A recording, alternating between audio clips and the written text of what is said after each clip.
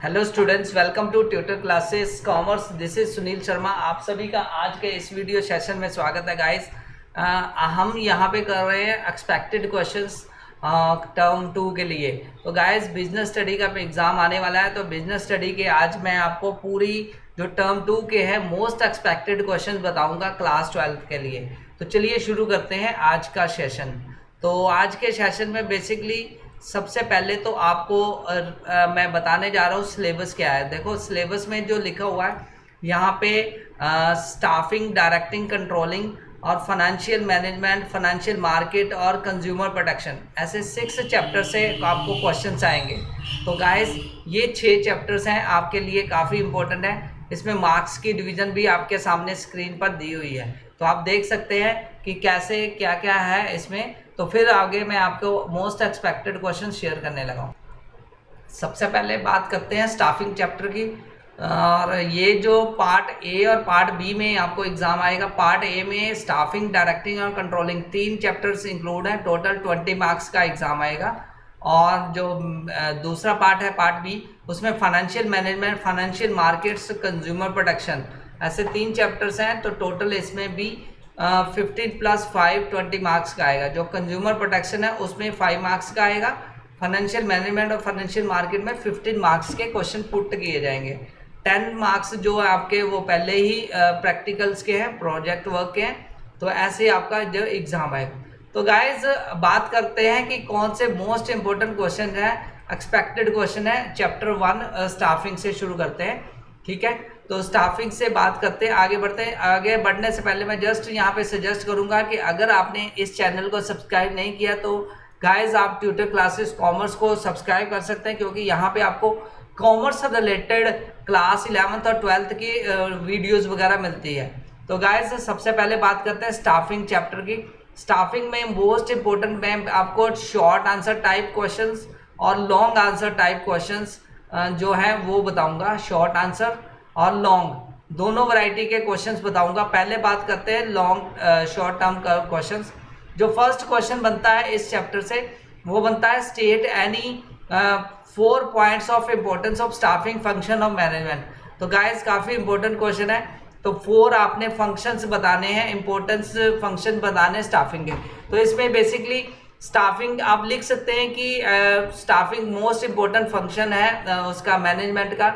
Management process में staffing का मतलब होता है ऑब्टेनिंग कॉम्पिटेंट पर्सनल और हाई परफॉर्मेंस। ये भी एक फंक्शन होता है कि हाई परफॉर्मेंस वाले पर्सन्स को रिक्रूट करना, स्टाफ में रिक्रूट करना।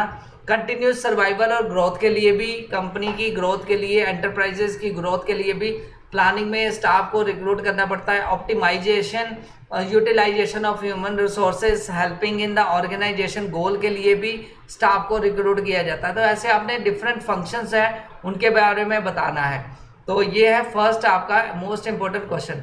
नेक्स्ट जो मोस्ट इंपॉर्टेंट बनता है, what is the importance of staffing function. Importance बतानी है गाइज, आपने importance of the staffing function बतानी है टुडेज इन्वायरमेंट। तो आज के इन्वायरमेंट पे स्टाफिंग फंक्शन की क्या इंपॉर्टेंट है। यही क्वेश्चन दूसरे एंगल से भी आ सकता है कि define staffing as a function of management, state its importance. तो कई बार ऐसे भी आ सकता है। ये थर्ड वन मैंने लिखा हुआ है, और define staffing as a function.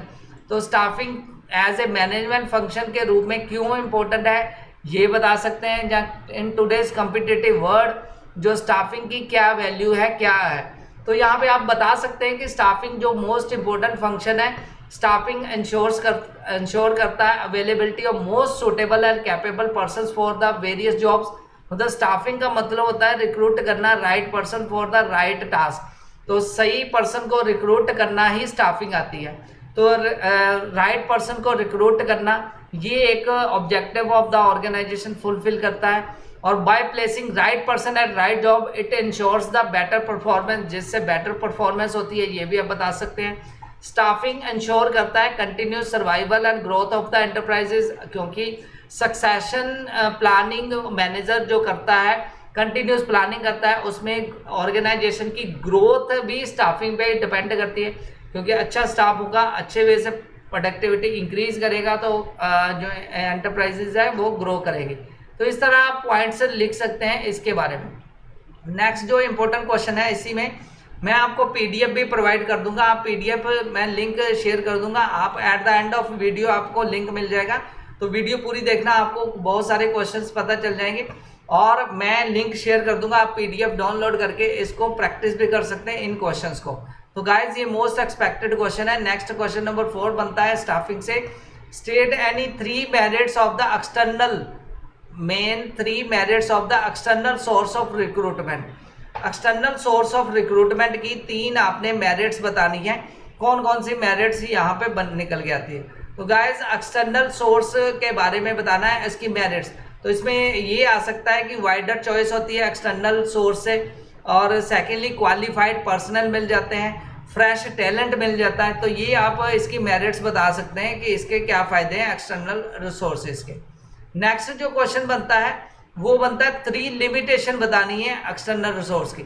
अब नुकसान क्या है बाहर से रिक्रूट करने का?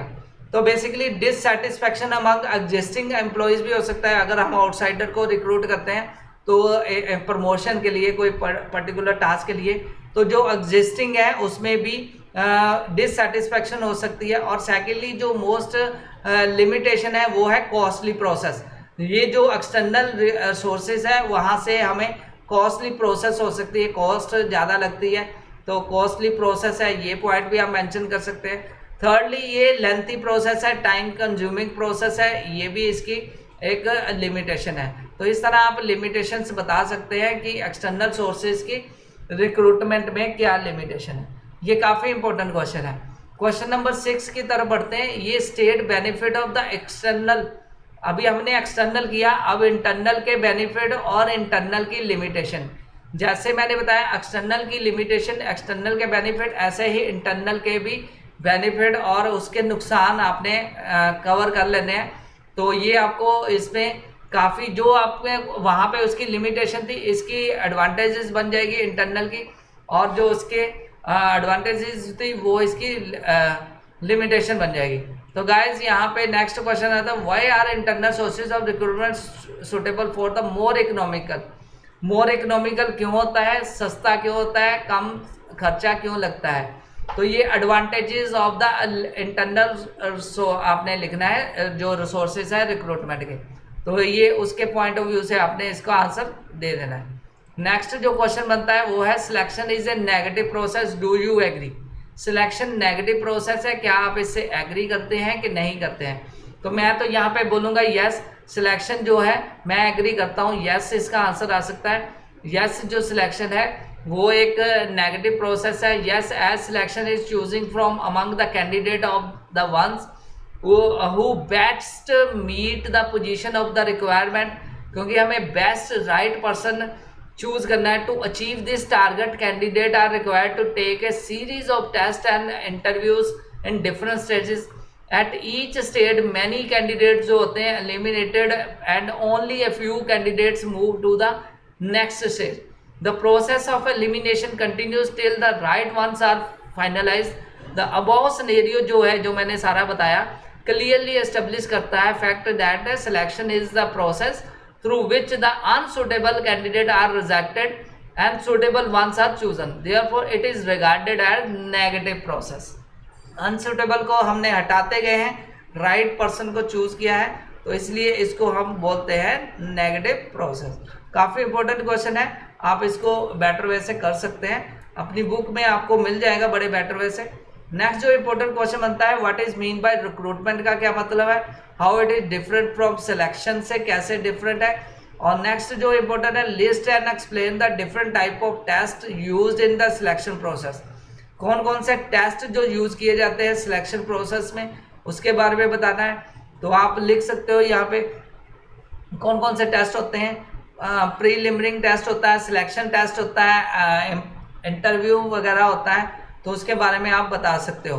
तो गाइज नेक्स्ट जो क्वेश्चन बनता है, describe briefly the importance of following method of training. Apprenticeship training और इंटर्नशिप ट्रेनिंग दोनों के बारे में बताना है। अप्रेंटिसशिप ट्रेनिंग जो होती है, under this method the trainee is the placed under the supervision of the experience person.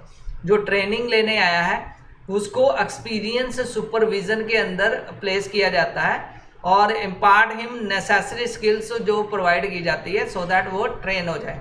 Internship training जो होती है, under this method an educational institution enter into the agreement with the industrial enterprises के साथ education जो institute होती है जिनके बच्चे वहाँ ट्रेनिंग पे आते हैं वो एक एग्रीमेंट पे जाते हैं for providing practical knowledge to the its student, sending them to the business organisation for the gaining practical experience.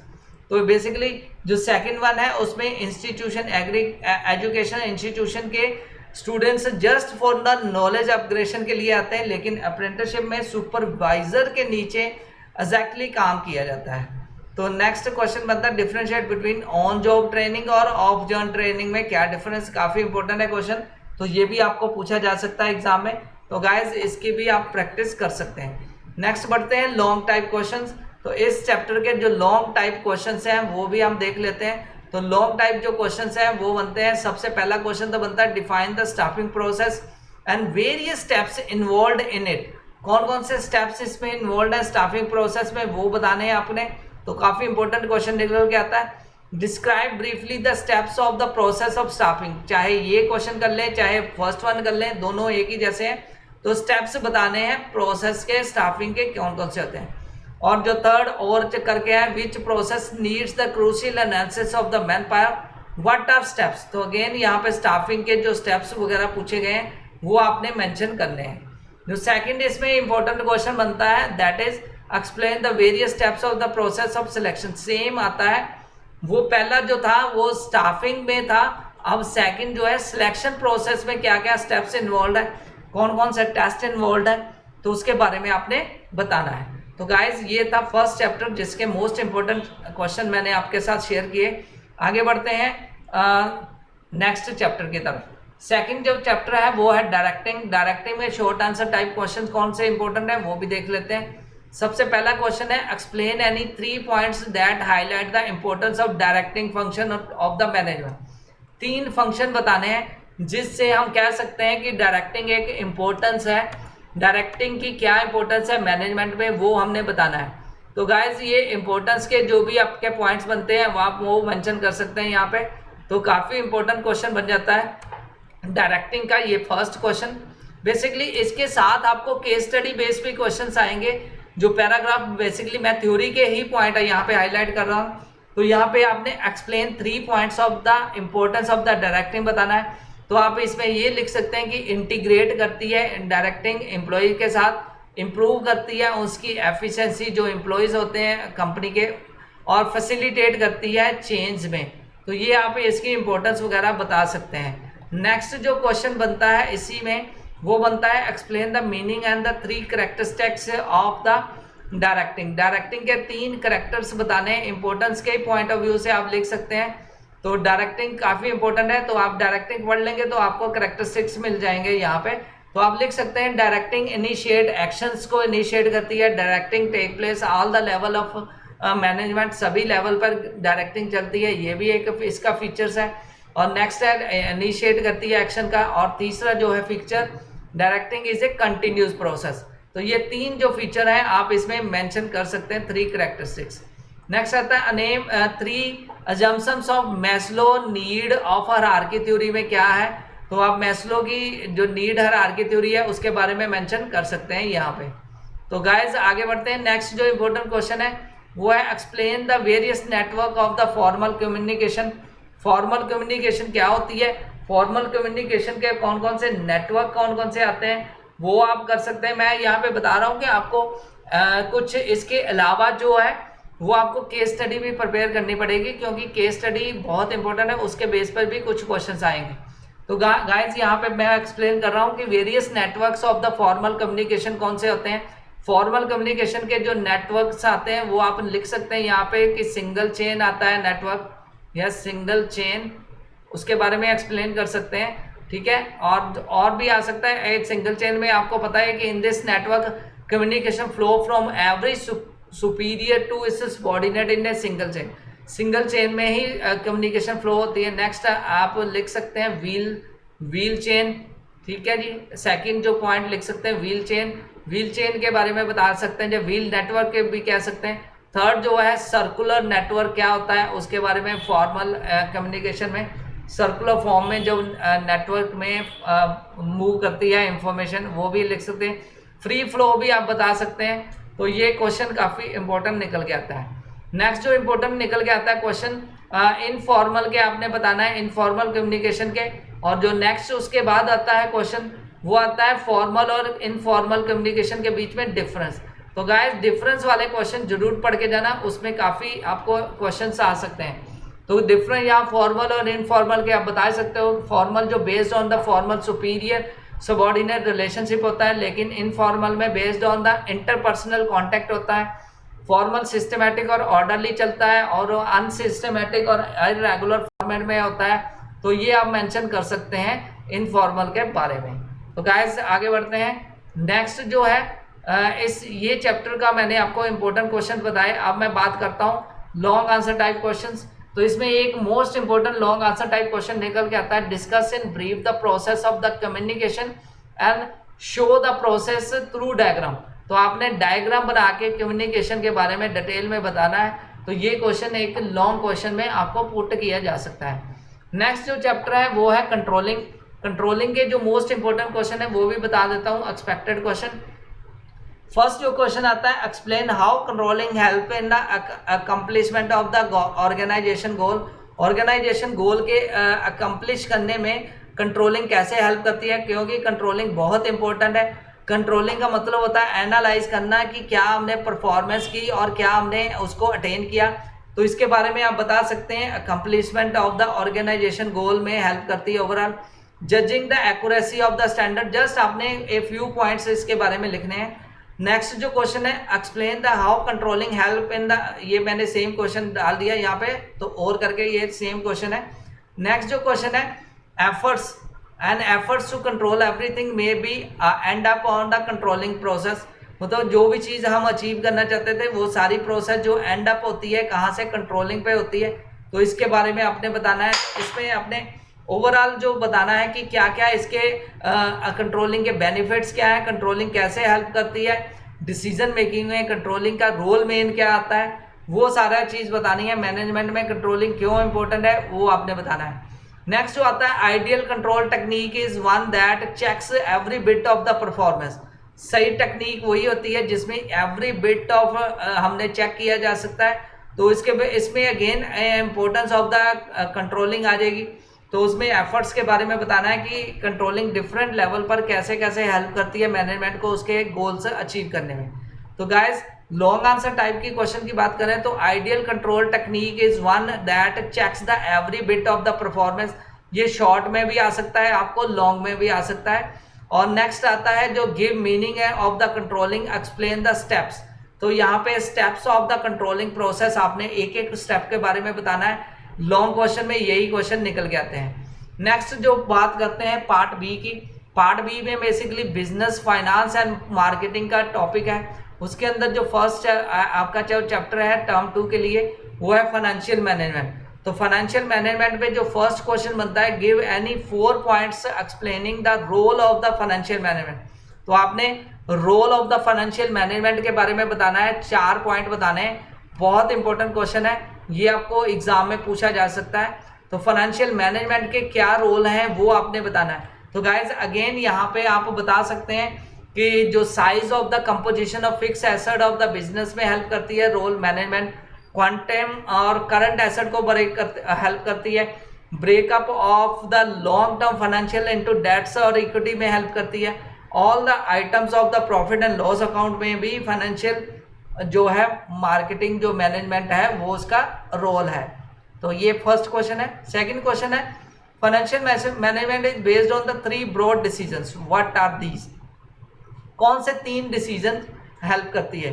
तो यहाँ पे आप लिख सकते हैं कि फर्स्ट जो है इन्वेस्टमेंट रिलेटेड डिसीजन में हेल्प करती है। जितनी भी इन्वेस्टमेंट है फ्यूचर में क्या करनी वो basically based on the financial management ही होती है। नेक्स्ट जो फाइनेंशियल रिलेटेड डिसीजंस में हेल्प करती है, फाइनेंशिंग डिसीजन में, तो कितना पैसा है, कितना इन्वेस्ट करना है वो।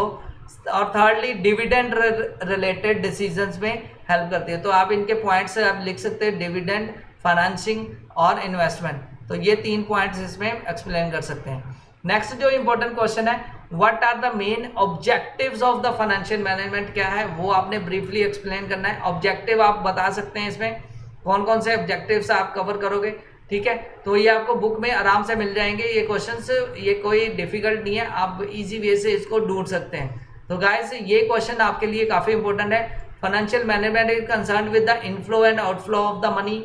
और नेक्स्ट जो है financial management based on the 3 broad decisions, again ये सेम क्वेश्चन आ गया जो मैंने अभी एक्सप्लेन किया। Name the process which helps in the estimation of the future finance, तो वो प्रोसेस के बारे में बताना है, तो इसको हम बोल सकते हैं financial planning is the process. Financial planning के बारे में बताना है और उसके पॉइंट्स बताने हैं इंपॉर्टेंस के पॉइंट ऑफ व्यू से।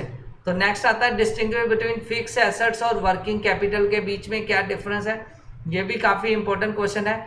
तो यहाँ पर भी केस स्टडी के क्वेश्चंस बनेंगे इस चैप्टर से, और जो थ्योरी के मेन क्वेश्चंस बनते हैं वो मैं आपको शेयर कर रहा हूँ, यहाँ पे बता रहा हूँ आपको। तो फिक्स एसेट और वर्किंग कैपिटल में आपने डिफरेंस बताना है, वो बता सकते हैं कि फिक्स एसेट जो होता है वो उसकी रिक्वायरमेंट जो होती है लॉन्ग टर्म के लिए होती है फिक्स एसेट की, ठीक है, और जो वर्किंग कैपिटल होती है वो शॉर्ट टर्म के लिए रिक्वायर्ड होती है। फिक्स एसेट में आप बता सकते हैं कि money needed for to buy the fix asset के लिए यूज की जाती है फिक्स कैपिटल, और वर्किंग कैपिटल रॉ मटेरियल वगैरह खरीदने के लिए और मनी रिलेटेड करंट एसेट की रिक्वायरमेंट के लिए यूज की जाती है, आपको डिफरेंस मिल जाएगा। नेक्स्ट जो है how does working capital effort affect both the liquidity and profitability of the business, तो ये बेसिकली काफ़ी इंपॉर्टेंट क्वेश्चन है। लॉन्ग टाइप क्वेश्चन की बात करें तो गिव द मीनिंग, तो यहाँ पे मीनिंग और इम्पोर्टेंस और ऑब्जेक्टिव्स 3 चीज़ें आप कर लेनी है मैनेजमेंट में। फाइनेंशियल मैनेजमेंट में इम्पोर्टेंस, यहाँ पे मैं लिख ही देता हूँ इम्पोर्टेंस, और मीनिंग मतलब उसकी डेफिनेशन, और उसके अलावा जो आपने करना है ऑब्जेक्टिव। ये 3 पॉइंट आप कर लेंगे तो इसमें एक क्वेश्चन तो आपको मिल ही जाएगा। तो नेक्स्ट है again meaning of the management और 3 मेन ऑब्जेक्टिव्स, तो सेम क्वेश्चन बनता है, ठीक है जी। तो ये लॉन्ग क्वेश्चन आपने इस चैप्टर के कर लेने हैं। नेक्स्ट जो चैप्टर है उसमें कौन कौन से इंपॉर्टेंट निकल के आते हैं, उसमें डिस्टिंग्विश बिटवीन मनी मार्केट और कैपिटल मार्केट के बारे में, और सेकंड जो डिफरेंस है बिटवीन प्राइमरी और सेकेंडरी मार्केट, ये दोनों काफ़ी एक्सपेक्टेड क्वेश्चंस हैं, इंपॉर्टेंट क्वेश्चन है, तो आप इनको कर सकते हैं। तो आई होप कि आपको ये मतलब इजी वे से हो जाएंगे, क्योंकि बहुत इजी है, कोई ज़्यादा इसमें डिफिकल्टी ही नहीं है। अगर आपको लगता है कि कोई आपको डिफिकल्टी फेस हो रही है इन क्वेश्चंस को ढूंढने में, और अगर आपको ये क्वेश्चंस नहीं मिल रहे, तो you can write down in the comment box, I will provide the answers in the next video. तो यहाँ पे प्राइमरी मार्केट और सेकेंडरी मार्केट का जस्ट मैं थोड़ा सा ब्रीफ दे देता हूँ। प्राइमरी मार्केट क्या होती है, it deals in the new issues of the security issued, तो मतलब न्यू इश्यूज जो होते हैं उनके बारे में डील करती है primary market. New issues of the security issued by the new companies और the further issue by the existing company, और एग्जिस्टिंग सिक्योरिटीज के बारे में जो डिस्कस किया जाता है वो है मार्केटिंग, कौन सी मार्केट आती है, सेकेंडरी मार्केट। तो इसके बारे में आपको डिफरेंस पे आपको फोकस करना है। नेक्स्ट जो आता है कंज्यूमर प्रोटेक्शन, उसमें जो मोस्ट इंपॉर्टेंट एक्सपेक्टेड क्वेश्चन है गाइस वो है explain the concept of consumer protection क्या होती है, और 3 पॉइंट्स ऑफ इंपॉर्टेंस बताने हैं। सेकंड जो क्वेश्चन है any 3 points of importance of the consumer protection from the point of view of the business, तो यहाँ the point of view of consumer था, यहाँ पॉइंट ऑफ व्यू बिजनेस है। Next third है explain in brief any 3 means by which the consumer can be protected, again दोनों को combine करके third question आप लिख सकते हैं। फोर्थ है what is the complaint under the consumer protection act, कौन कौन सी कंप्लेंट्स हैं, और what is the responsibility of consumer की क्या रिस्पॉन्सिबिलिटी होती है, ये क्वेश्चन आप मेंशन कर सकते हैं इसके अंदर कंज्यूमर प्रोटेक्शन के अंदर। तो काफ़ी इंपॉर्टेंट है, आप इजी वे से इसको भी लिख सकते हैं, कोई दिक्कत नहीं आएगी। आई होप कि ये एनसीईआरटी का क्वेश्चन है explain any 3 points of the importance of the consumer protection from the point of views of the business, तो ये आपको एनसीईआरटी की बुक का मेन इंपॉर्टेंट क्वेश्चन है, तो इसके चांसेस ज़्यादा है। लॉन्ग क्वेश्चन की बात करें explain the right of the consumer और explain the 3 tier machinery under the consumer protection act, ये आपने लिखना है। तो बिजनेस पॉइंट ऑफ व्यू से भी लिख सकते हैं, और कंज्यूमर के बेस पर भी आप उसकी इंपॉर्टेंस लिख सकते हैं कि कंज्यूमर के राइट को प्रोटेक्ट करने की इंपॉर्टेंस क्या है। तो लॉन्ग आंसर में राइट कंज्यूमर राइट्स आप लिख सकते हैं। राइट्स में आप लिख सकते हैं राइट टू सेफ्टी है, इसमें आप अगर राइट की बात करें तो फर्स्ट जो राइट आप लिख सकते हैं, राइट ऑफ सेफ्टी प्रोवाइड करना, ठीक है जी, ये कंज्यूमर राइट है। तो नेक्स्ट जो right to be informed, right to be informed, ये एक कंज्यूमर का राइट है कि उसको सही जानकारी देनी है, ठीक है। और right to be assured, assurance देनी है कि प्रोडक्ट उसको मिल रहा है जो वो सही अश्योर्ड होगा। ये आप राइट्स के बारे में लिख सकते हैं, ठीक है। नेक्स्ट जो क्वेश्चन मैंने बताया, एक्सप्लेन द 3 टायर, तो उसमें आप डिस्ट्रिक्ट कमीशन और स्टेट कमीशन और नेशनल कमीशन, इनके बारे में एक्सप्लेन कर सकते हैं। तो गाइस ये थे कुछ मोस्ट इंपॉर्टेंट क्वेश्चंस जो मैंने आपके साथ शेयर किए। तो आप PDF डाउनलोड भी कर सकते हैं, इस वीडियो की डिस्क्रिप्शन में मैंने आपके साथ लिंक शेयर कर दिया है। और आज का सेशन यहीं पे क्लोज करते हैं, और आपका मैं नेक्स्ट वीडियो में और इम्पोर्टेंट क्वेश्चन और कुछ जानकारियां साझी करूंगा आपके साथ शेयर करूंगा। Thanks a lot for watching this video guys. Subscribe कीजिए ट्यूटर क्लासेस कॉमर्स को और अपनी प्रेपरेशन को नेक्स्ट लेवल तक लेके जाइए। Thanks a lot.